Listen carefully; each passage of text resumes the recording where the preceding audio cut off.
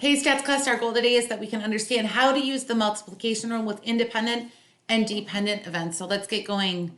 Shaq's career free throw percentage is 0.527. If he came to our school and shot some free throws with us, what is the probability he would make 2 in a row? Okay, so what we have going on here is we have a sequence of events. Whenever we have a sequence of events, we multiply what's happening in the probabilities of what's happening in that sequence by each other, okay? So in this case, what's happening in this sequence? Shaq is coming to our school. He's gonna shoot some free throws. If he shoots 2, what's the probability he makes 2 in a row? So how am I gonna do this? And my computer's running a touch slow, so give me a second. Okay, here we go. This would be the probability he makes his first shot times the probability he makes his second shot. Well, the one thing you need to know is that free throw shots are independent, so we're just going to multiply the probability of making a shot times each other, okay? Times each other. So we're going to take probability that the first shot is made, that's 0.527, I believe. Let's just double check.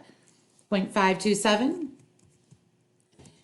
times the probability of making a second shot, okay? Again, probability that he makes any shot is 0.527. They're independent of each other. I'll talk more about that later. And we're going to just go ahead and type that into our calculator. 0.527. Oops. And we can do squared because it's times itself, and our squared button is right there. So that's 0.277729. Let's round to the nearest hundredth. So 0.28, the hundredth is that one right there. We look at the next decimal place, that is 5 or above, so we know to round it to 0.28. 0.28, okay? All right, ladies and gentlemen, the multiplication rule, what is it? Well, it's just taking is equal to the probability of A times the probability of B given A has already happened. Well, if it's independent, it doesn't matter if A has already happened because they're independent of each other. So this is for dependent events. For independent events, it's just the probability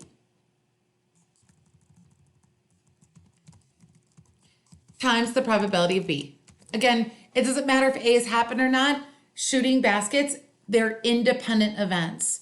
If I miss the first one, that has no bearing on if I make the next one or not. They're independent events. I just take whatever's in that sequence, and this continues, guys, ... for both of these. Dependent on how many, right? How many events you have in your sequence. So this is for independent events. Let's keep practicing here, okay? Suppose you take 2 cards from a standard pack, one after another, without replacing the first card.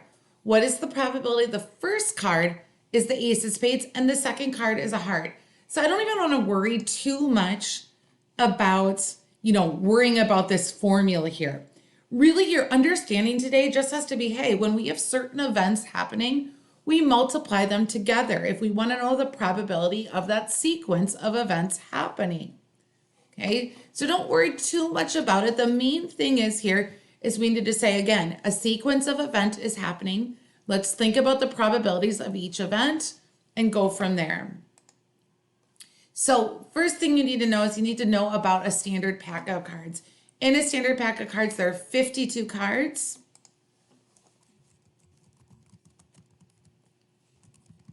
It talks about the ace of spades and then also a heart. Well, how many spades are there? There are 13 spades and there's only one ace of spades. And then the second card is a heart. How many hearts are there? There are 13 hearts. Okay, so now I want to think about it again. Without replacing the first card, this is huge. So we want to know the probability that the first card is an ace of spades times the second card is a heart. Okay, now because we don't replace the card, we have to talk about that. We'll talk about that down here. The probability that the first card is an ace of spades, well, there's one ace of spade divided by, there's a total of 52 cards. Now I pull a card out. I do not replace it. Now I want to know what's the probability that the second card is a heart. Well, if I pulled a card out, that means there's only 51 cards left. How many hearts are in there? 13 total divided by 51. We're going to go ahead now. We're going to calculate that. 1 divided by 52 times 13 divided by 51. That gives us 0.0049. I normally like to round to the nearest hundredth. I can't do that here, so I go to the next decimal place, and that's going to be 0.005. Again, what was the learning here? We had to think about it, okay? We need to multiply our events together, and we need to think about what does that mean that we're not replacing the first card? Well, it means that our denominator, how many total cards were in the deck, has changed. That changed our probability there. Okay, let's keep going. Only 5% of male high school basketball, baseball, and football players go on to play at a college level. Of these, 1.7% enter the major league professional sports. About 40% of athletes who compete in college and then reach the pros have a career of more than 3 years. What is the probability that a high school athlete who plays basketball, baseball, or football competes in college, then goes on to have a pro career for more than 3 years? Okay, so let's go here. So the first one is, again, this is a sequence of events. First, what has to happen? The high school student has to go on and play in college.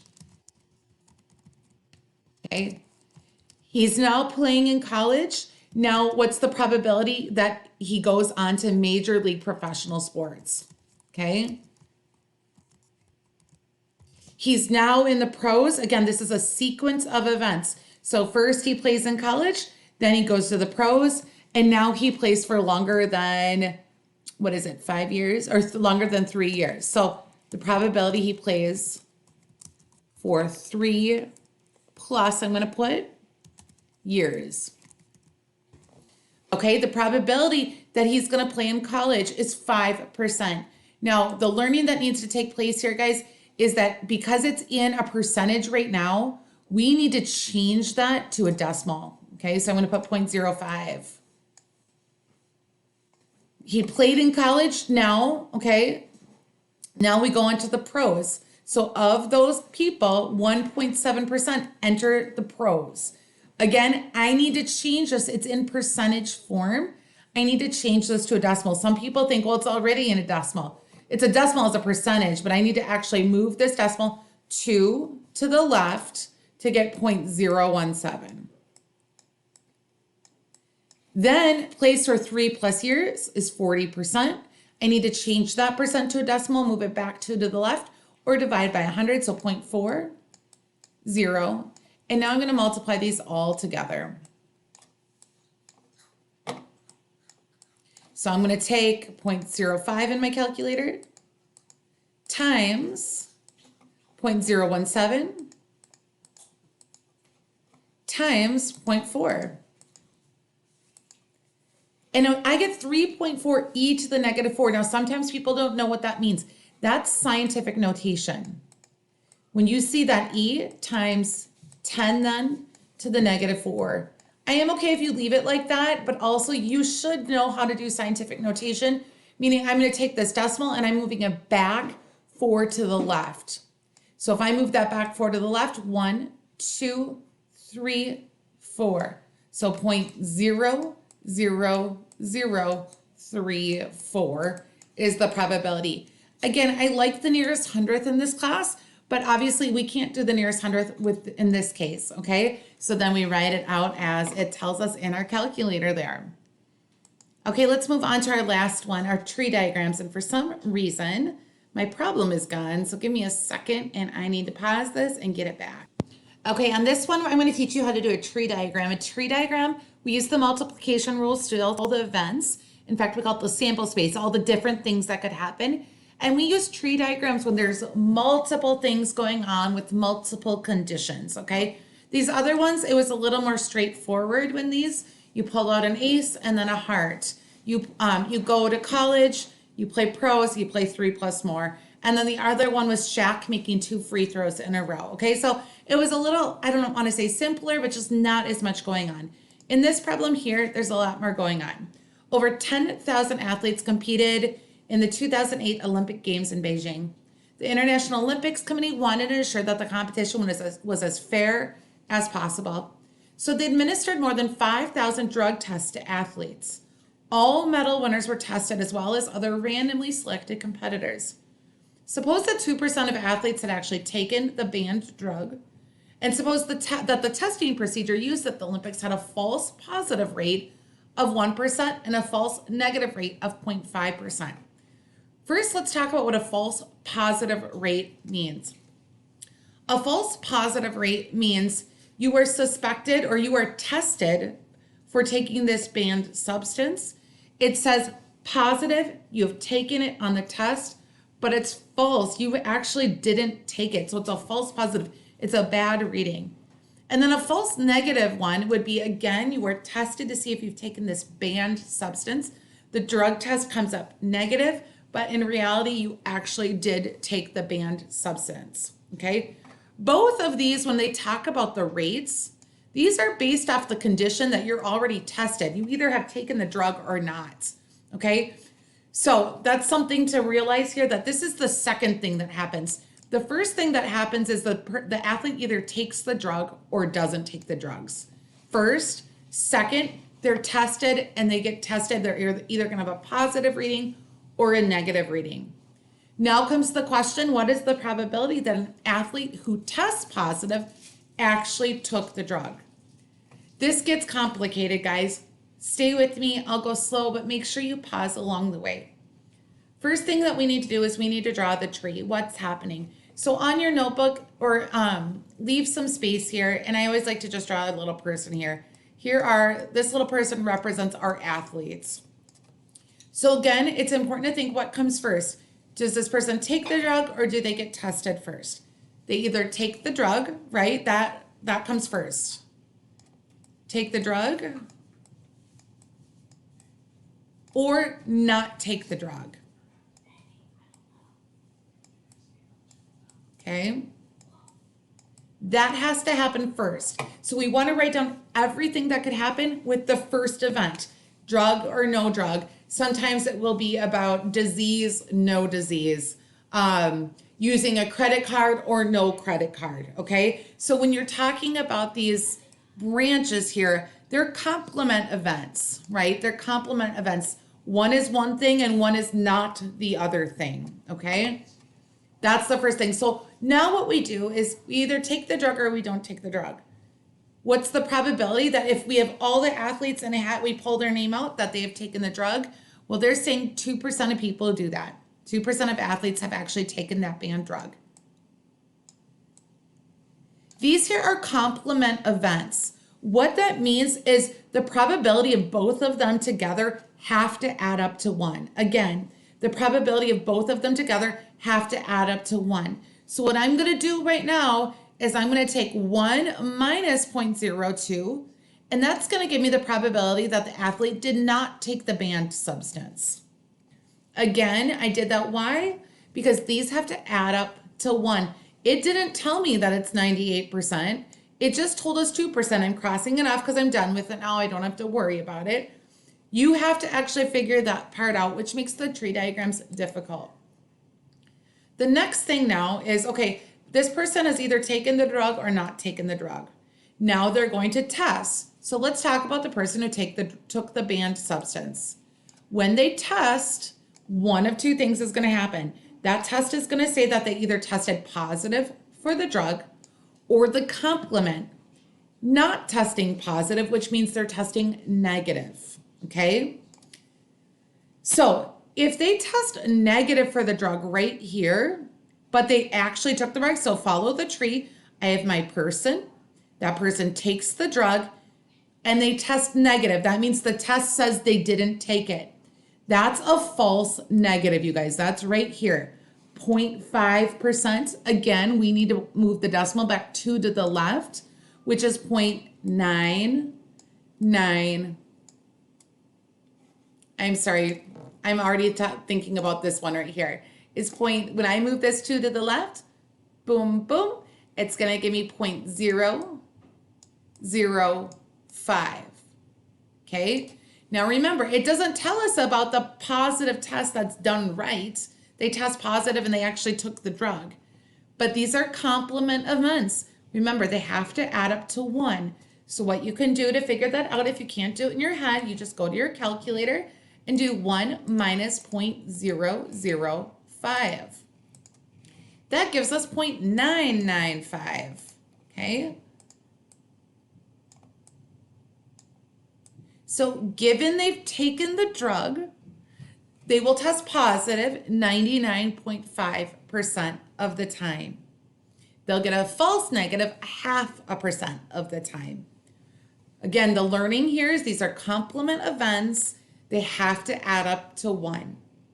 So we've talked about a person who's taken the banned substance. They can either test positive or negative.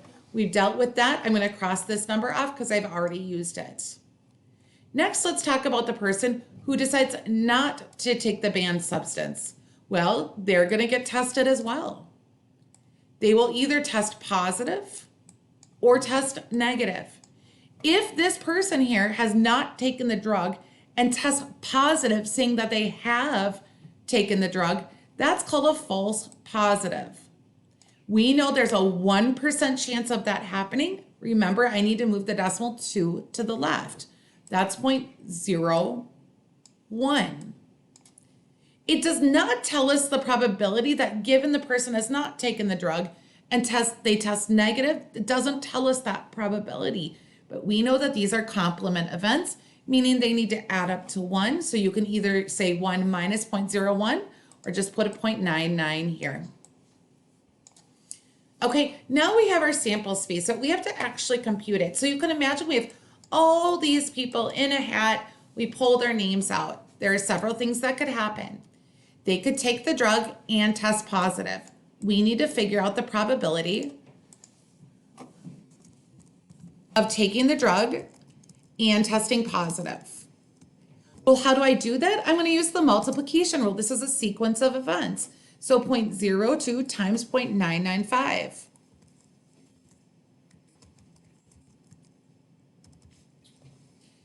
The next thing that could happen, guys, is this person could take the drug and test negative.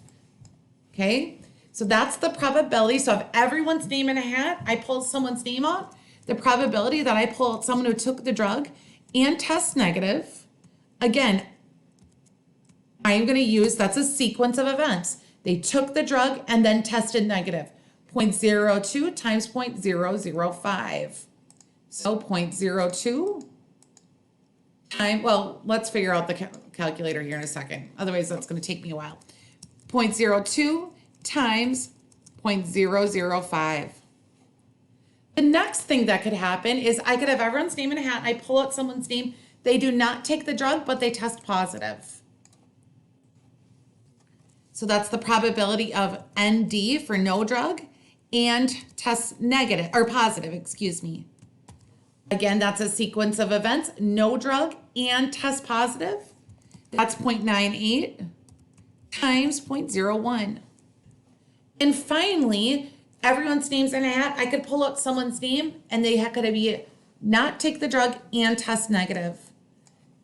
That's the last thing. No drug and negative. Again, a sequence of events. They do not take the drug, that's 0.98 probability, times the probability they test negative, given they didn't take the drug, so 0.99. What I want to do right now, guys, is I want to pause the video, and I'm going to go ahead and I'm going to calculate all these, and I want you to do the same thing. All right, something timed out on me, so forgive me if there's like a little glitch. What you just did is you just paused, and you went ahead and you multiplied across and figured out these actual probabilities. Okay, so now with step 2, once we multiplied the branches, now what I want you to do, guys, is I want you to circle these numbers. These are the only numbers you use when you're answering the question. We no longer care about those, okay? We no longer care about these numbers anymore.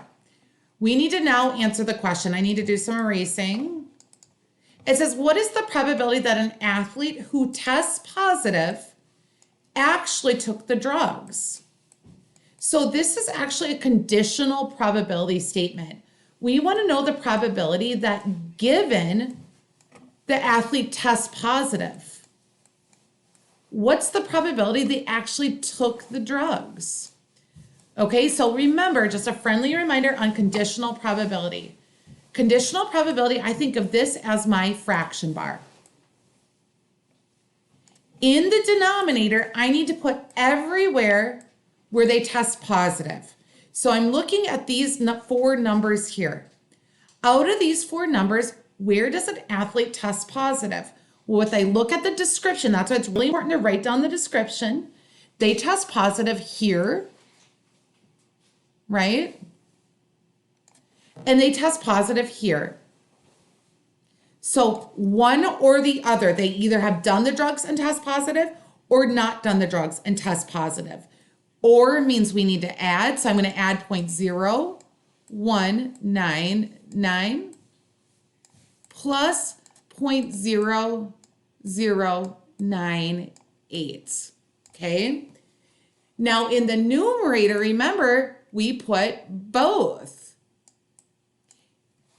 In the numerator now we put where, okay, so where on here do they take the drugs and test positive? They take the drugs and test positive right here, so that goes numerator, 0.0199. Again, the learning that should have taken place here with conditional probability, it doesn't say given, it just says they do test positive. So that's a given. Anywhere where they test positive goes in the denominator. We think of this as our fraction bar.